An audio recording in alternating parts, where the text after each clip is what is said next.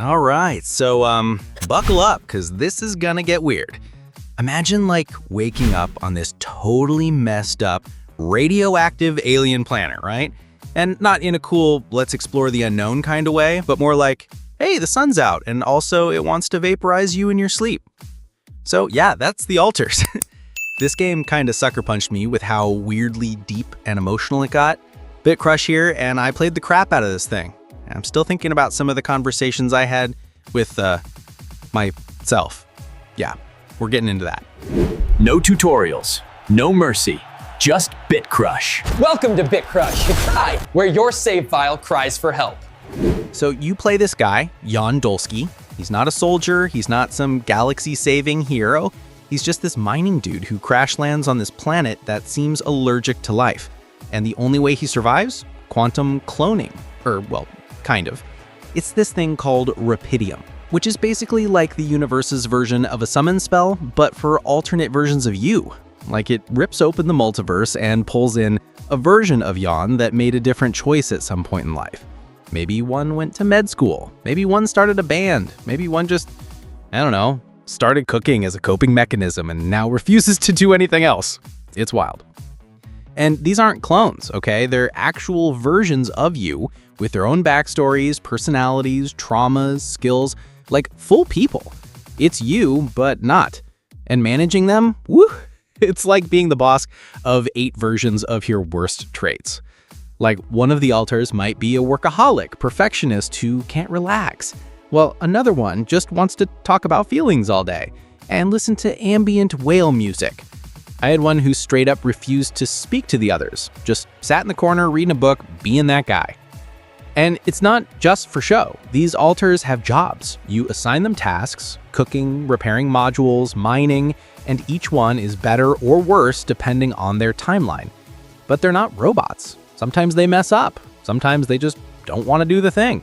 Or they want to talk, and that talk might spiral into something like a therapy session or a full-blown emotional meltdown.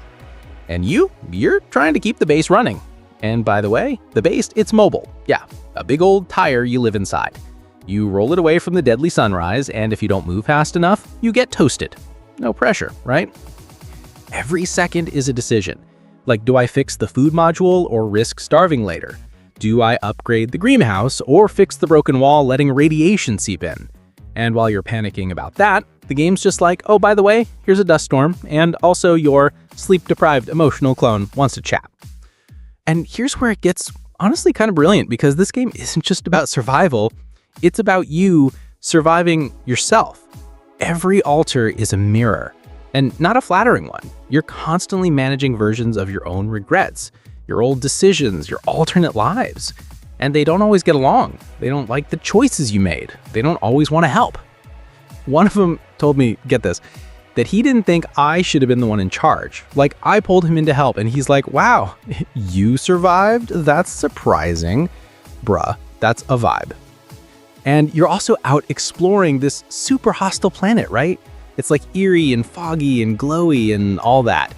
You get these little pockets of beauty, like glowing rock formations or alien plants that look like they're breathing, and you think, maybe this place isn't so bad. And then a death storm rolls in, and your suit starts screaming, and you're like, right, cool, I'm dead. There's this grappling mechanic, too, that lets you traverse cliffs and canyons. Super satisfying when it works. Super rage-inducing when you miss and fall into, glowing soup.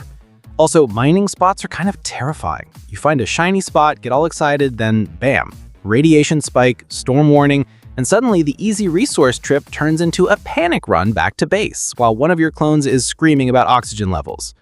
And man, the timeline mechanic, chef's kiss.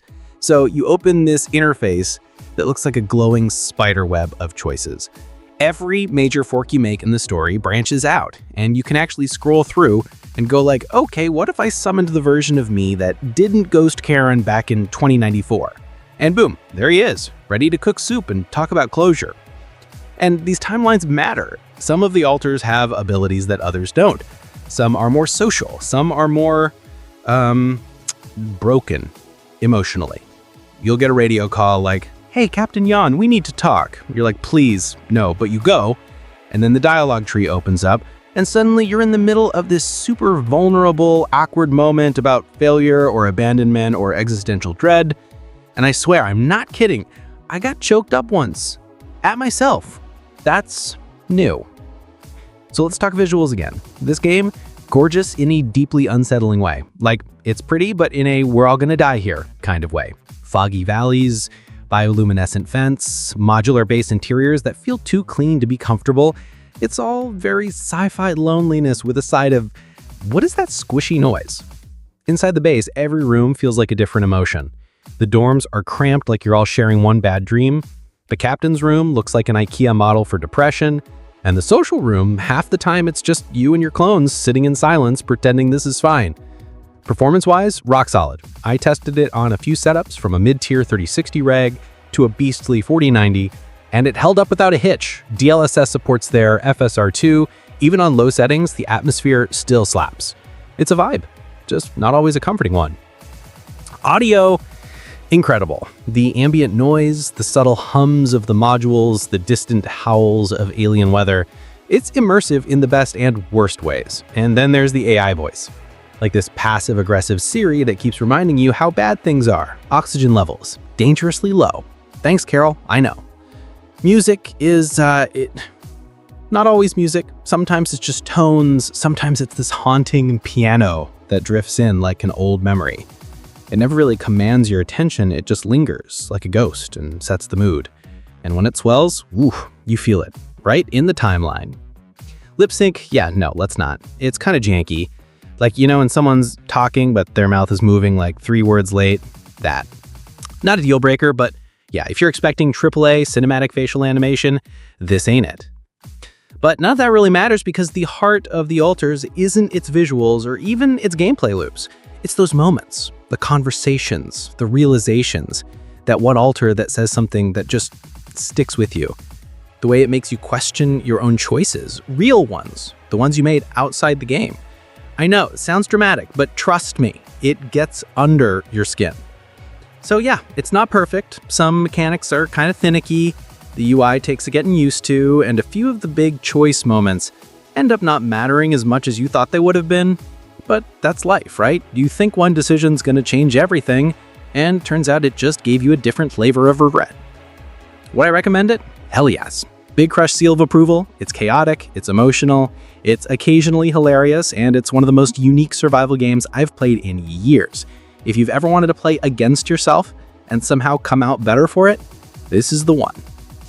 Anyway, I'm a good lie down and think about the time I told Sad Yawn to build a greenhouse instead of letting him take a nap. Probably ruined his whole timeline. Smash like, drop a comment, and tell me if you could summon one alternate version of you right now. What would they do better than you, or worse? And would you trust them with your Steam library? All right, peace out. Hydrate your timelines, gamers.